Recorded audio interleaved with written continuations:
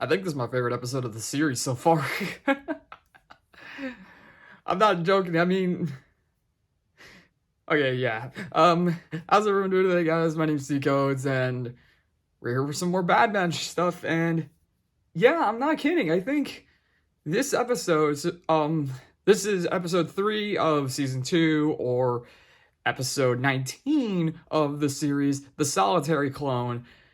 And yeah, I think this is my favorite of the series. Just, I mean, season 1 had a lot of fun episodes, and there were a lot of moments within those episodes. I think in terms of like which ones were my favorites, I think the penultimate episode of last season was great. The ones with Cadmain and Fennec, those episodes were a lot of fun too. But I don't know, just something about this episode really got me really feeling more of the Clone Wars. I mean, because that's kind of the thing with the show, it's like it's in between, it's after Clone Wars, takes place after Clone Wars, before Rebels, and Disney obviously is in full swing with Star Wars for the last decade, basically. And you got these these Star Wars animated shows. You had Rebels that were not exactly on the same level of Clone Wars when it came to like came to the level of like maturity, I feel. And this one, it's more mature than Rebels, but I felt like it wasn't down to the same level as Clone Wars. This really took me back to an episode of Clone Wars because of just how everything ran. I mean, especially when you have when you have Commander Cody back in the mix. And so, okay, yeah, let's just get into this.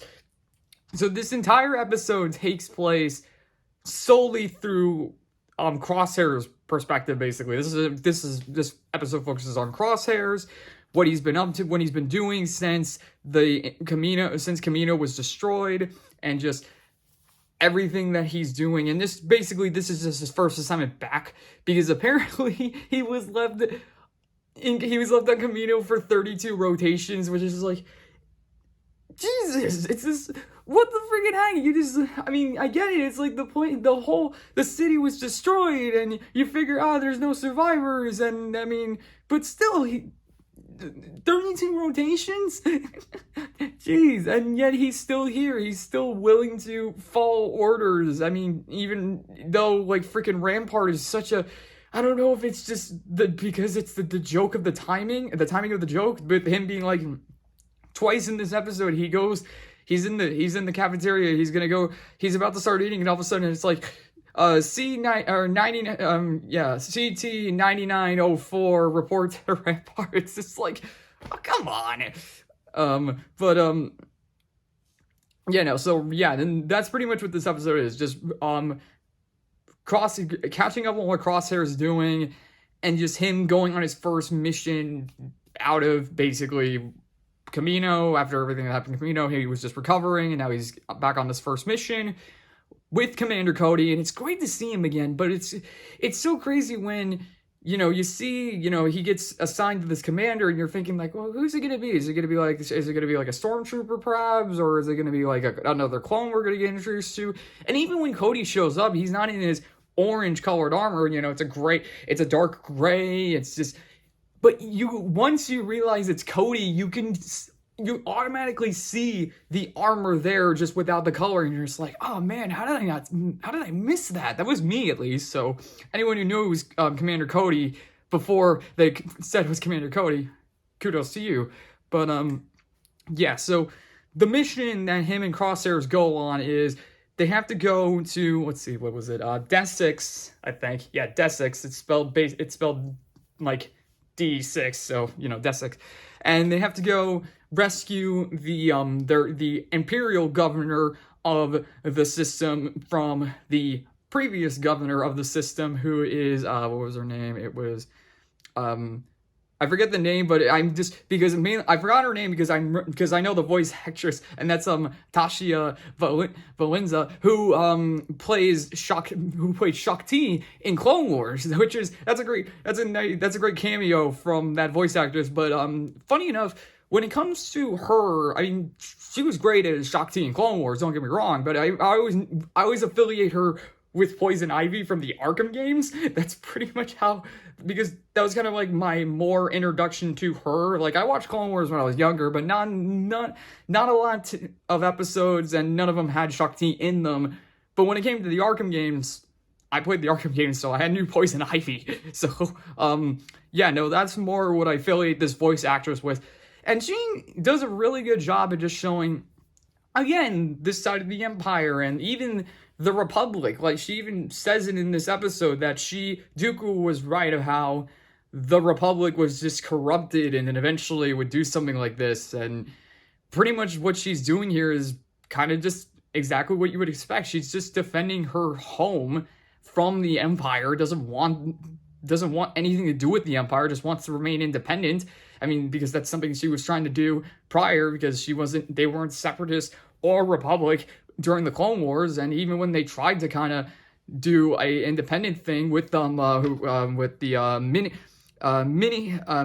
Bonteri, I think that's the exact. I think basically one of the senators that Padme was Padme's mentor in Clone Wars, like that. She brings her name up, and yeah, it's like all of these, it's just another kind of unfortunate thing for this system, this planet that's just wants independence away, no Republic, separatist, Empire, and unfortunately for them, here come the freaking Empire to try and stop it all. And for Crosshairs, again, he's just following orders. His job is to go in, rescue the Imperial governor, and do whatever needs to be done, whatever it takes to get them back. And unfortunately, and it calls killing the previous governor, and also taking out a lot of droids.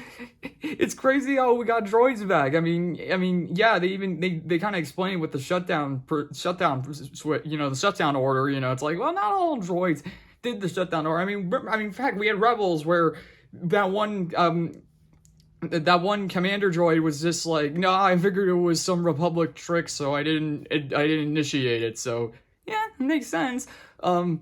But no, here it's just, again, most of the episode is just doing the mission, and it's just so freaking cool, because Crosshairs, not only does he have Cody, he has a few stormtroopers, he has a few clone troopers with him, despite the fact that they crashed. Again, that was like, my god. But yeah, they crashed, they go through the city, which, by the way, I like the way this layout of the city is, because it reminds me, it kind of looks like Jabba's palace on a more red Mars kind of planet, and you have like a giant wall surrounding the palace. Like, that's kind of what this city that they go into looks like. And it's so cool because you just got all this close quarter combat thing, because once they're in a city. But getting to the city is a lot of fun too, because there's a tank that's guarding the gate, that's basically guarding the gate, and so they're like, how are we supposed to take out a tank? And Crosshair's just like, I got this. And and I just love it. I just like, he's just off in the distance shooting his sniper at the tank, and then eventually, the tank, I love how it's not immediate when the tank does it, and because one, you can it kind of helps you piece together what Crosshairs' plan is, and two, you're just waiting, you got that build up to it. It's just like, and that's basically, Crosshair basically just shoots right down the barrel of the tank, so that way it blows up. But again, it doesn't happen immediately. Like, he shoots, the tank starts turning, shoots at Crosshair, but Crosshair looks through his scope. It's not directly at him, so he's just waiting until the barrel's directly at him in his scope, so he can just fire right down the middle, and just boom. It's so freaking cool. And again, it just kind of shows like how the capability of Crosshairs, and that's arguably not even his coolest kill of this episode. Because later on, when they're going through the city, he has a few others. Like, for example, they're obviously battling droids, and they got the droidicas, and they got the shield. So how do you get through the shield? Well, you gotta maybe throw a grenade slowly through the bubble. Unfortunately, one of the clones tries that, but he throws it too hard, so it bounces off. Then they try something else, like they throw a grenade on a droid. It gets stuck. Crosshair shoots the droid. Droid then falls over, slowly falls through the shield and blows up the droid car. That's such an ingenious way to take them out. It's such again, and I love that. I think some people were worried when it comes to a show like this. You know, we already had Clone Wars, we already had Rebels.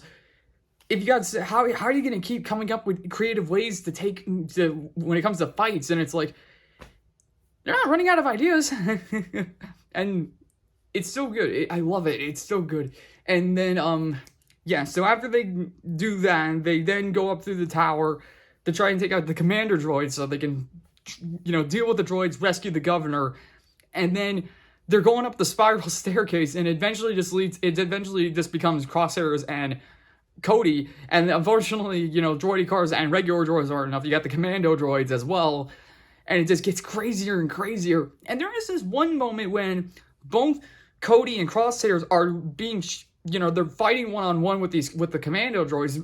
Crosshairs getting choked out. Cody kind of gets choked out, but then he pulls out his knife, starts stabbing one, and then he throws one at the droid that's holding Crosshairs up because Crosshairs calls out for Cody. A part of me was waiting for him to say Hunter because Cody pulls out a knife. It's not as big as Hunter's knife, but it kind of does look like Hunter's knife, you know? And so I'm waiting for Crosshairs to say, is he going to say Hunter? Is he going to say Cody? Regardless. But he does, and he says Cody, and Cody saves him. And then eventually it's just like, okay, well, we still got to take out the commander, or the commander, and it's like, Crosshair's like, I got this. And it's because when they're going up the spiral staircase, he already had his deflector pucks which, again, that was probably one of the coolest parts of Season 7 of Clone Wars, was just, then he had all these pucks, and it's like, you got a hallway full of droids, and it's just like, one shot, boom, boom, boom, boom, boom, boom. So here, he's got the puck, and it's like, well, we can't stick it to a wall, right? And then it's like, yeah, that's the point. And this Cody, like, it's so freaking cool. Cody throws it over the commando droids out into the room, and Crosshair just waits for the puck to look back at him in the scope. Once it does, he takes the shot. Just this massive ricocheting.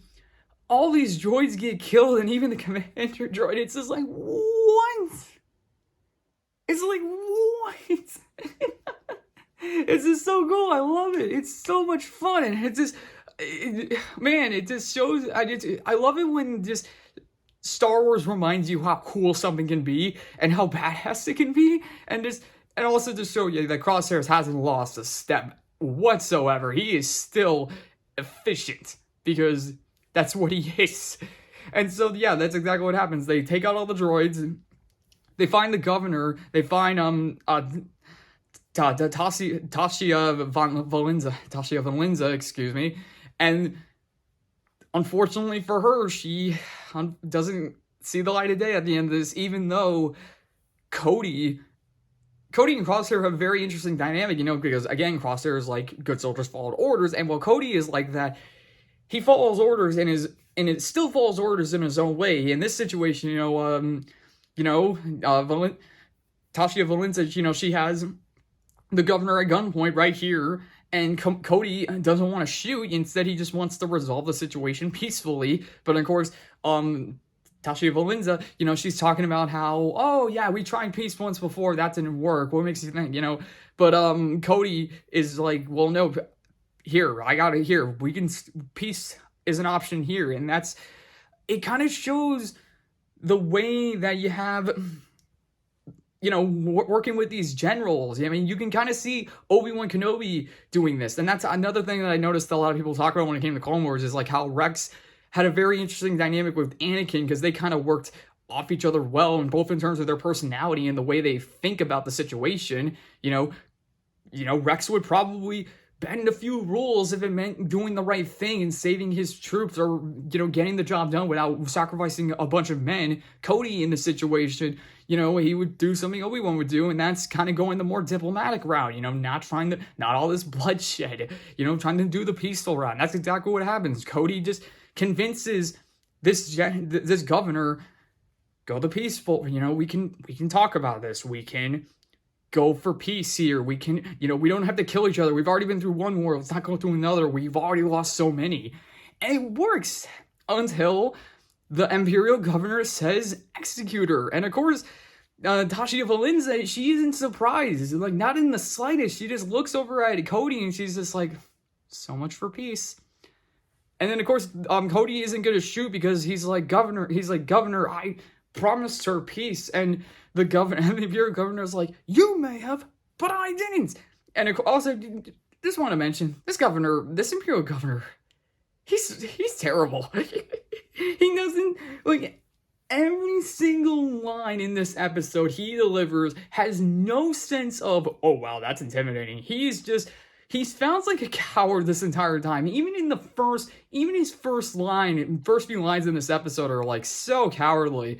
Like, you know, they come to the city and the other, Tasha Valenza, she's like, we requested independence, and then the Imperial Guard basically delivers a line like this. He's like, well, as you can see, he's like, well, the Empire took your request, and as you can see, has rejected it. And it's like, that doesn't sound intimidating at all. It's like, he clearly is either a very new general or governor, and he has no idea what he's doing. You know, he's just kind of gonna be like a figurehead. But, oh my god, it's so bad. But unfortunately, you know, here he is giving Cody the order to execute this traitor or enemy and all that. And he doesn't, and Crosshair does, and it's just like, man, such a twisted and messed up thing. And of course, Cody, after that, you know, he's there with Crosshairs and they're talking. And Cody's just like, you know, he's thinking about it. And he's thinking about the traitors and all that. And he's like, are we really doing the right thing? And like Crosshairs, of course, you know, you talk about the Bad Batch, you know, it's like the Bad Batch went AWOL and so did Rex. And it's like, yeah, but then of course Cody brings up this. He's like, yeah, we have our choices, but we also live with the consequences. It's like, yeah, you know, that's the thing between them and the droids. You know, droids do whatever and they don't really feel, because their literal memories can be erased like that. Whereas clones, you know, they're literally doing these things and they live with those consequences. And it's just like, jeez, it's so messed up. And then, interesting enough, like I said, Crosshairs goes back to his barracks, goes back to the cafeteria, tries to start eating. Rampart calls him in. Ridiculous. And then Rampart talks about how Cody went AWOL. Now, a part of me was wondering if he was dead, but I'm like thinking, no, it's Commander Cody. That's too big of a character to just kill off like that. There's no way. He's got to go AWOL. And that's probably going to tie into the Bad Batch somehow. You know, it's like the Bad Batch is probably going to have to help Cody somehow. Maybe Crosshair tracks him down, and then they start thinking about what the future of the clones are going to be. Because, you know, Kamino's gone. You know, the clones are not, you know, there's no manufacturing of clones anymore. So literally you have a dwindling number as it goes on. Like the more clones you'll lose, it's not going to build. Like, you're running out basically.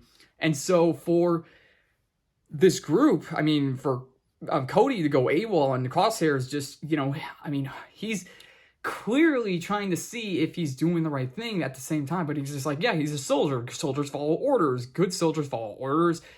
He removed his chip. You know, he thinks he's just doing his job. That's basically what he's doing. He's just doing his job. And so I wonder how long this season's going to be with him, where he's just going to continue doing his job, or if he's really going to kind of go through this contemplation, going through this process of like, realizing that he's not doing that. Just because he's following orders doesn't mean he's doing the right thing. And like Cody said here, you know, you make these choices, but you live with the consequences of said choices.